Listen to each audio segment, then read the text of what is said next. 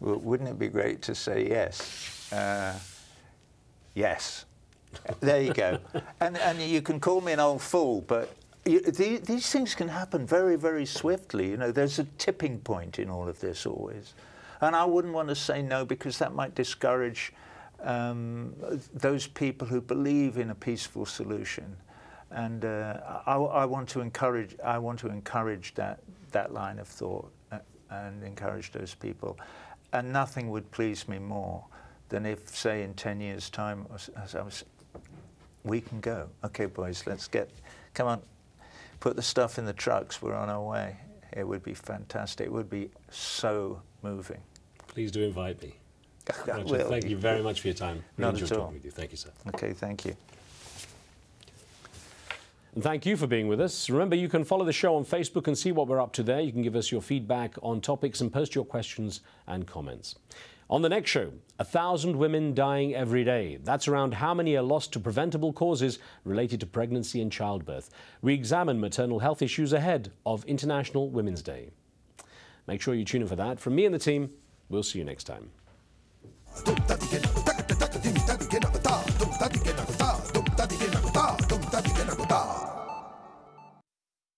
The relocation of the Ahmadiyya has magnified the issue of religious intolerance in Indonesia. Is this inevitable in a multicultural society? And is the government turning a blind eye?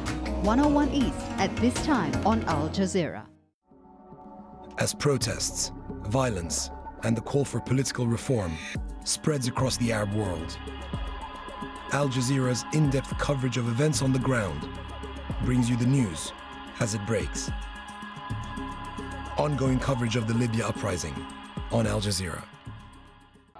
What Gaddafi has done, he dismantled or destroyed the system in the country. As chaos and violence sweep across Libya. They're living through fear, they're living through a nightmare. They're using ammunition, live ammunition. Al Jazeera hears from those who have lived in fear of Gaddafi's regime. We don't want him to leave.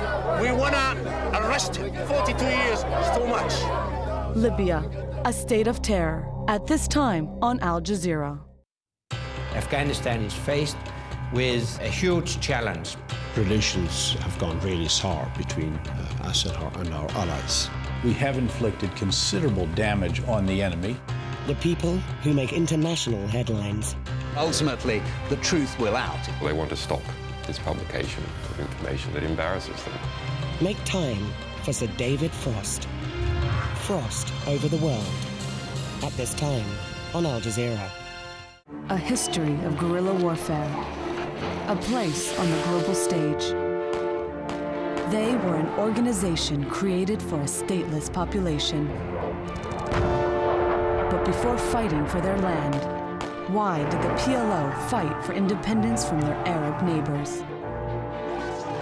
Chronicling the turbulent story of the struggle for a Palestinian homeland. PLO, History of a Revolution, at this time on Al Jazeera.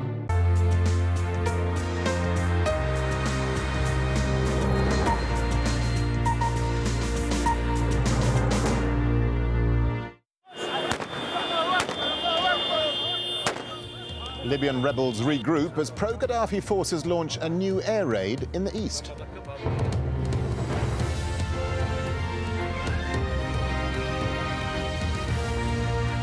Hello, I'm Darren Jordan. This is Al Jazeera, live from Doha. Also coming up, the scramble to leave Libya, the plight of foreign workers who say they're stuck because their governments aren't helping.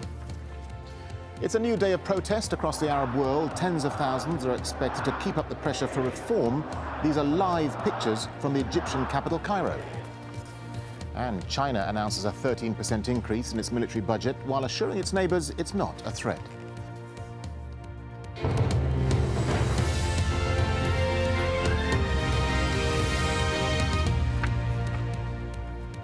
Welcome to the programme. It's just after 11 a.m. in Libya. We're getting reports of a new airstrike by a Libyan warplane near a base held by rebel fighters.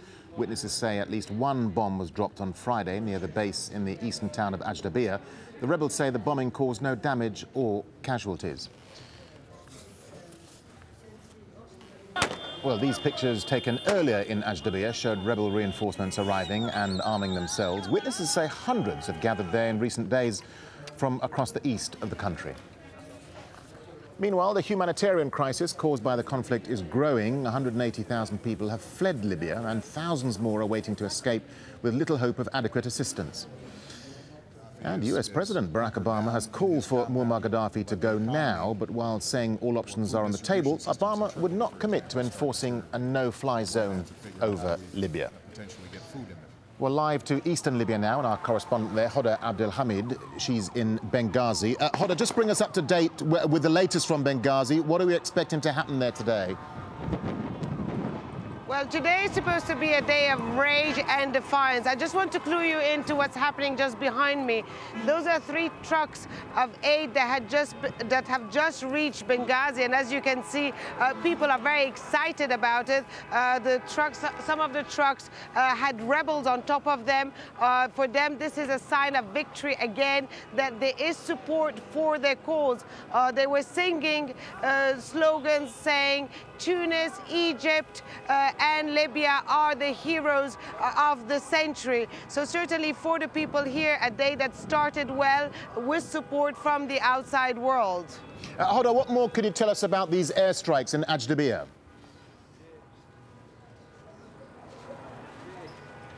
IFB, my fish IFB. Okay, all right, we're having problems with Hoda there in Benghazi. We'll try and come back to her if we can a little bit later in the programme. In the meantime, around 180,000 people have escaped Libya since the violence began over 2 weeks ago, most by land across borders into neighbouring countries. The UN says more than 90,000 have fled to Tunisia.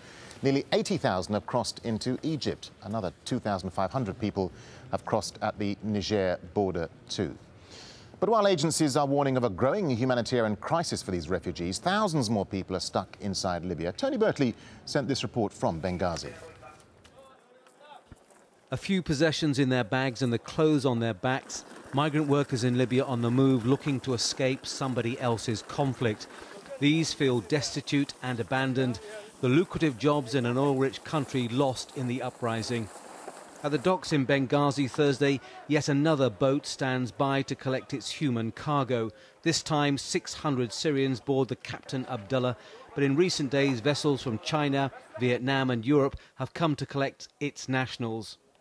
أكيد شعور جميل يعني هذا ماشي على بلده بيكون شعوره جميل شعور جميل. We've been here for 3 days, he says. It feels very good to go. At the peak, up to 10 boats a day were setting sail from here, with migrants desperate to flee the danger. More than 30,000 migrant workers have left from this port in the last week. The exodus is slowing, but still they're coming. Countries from all over the world have remembered their nationals, but there are a few, that have been forgotten. In a camp the other side of the harbour, the foreign workers who can't get out, either because they have no money or their governments don't care. Many country people here, Indian, China, Turkey, but all people go back. But our Prime Minister is no helping. They survived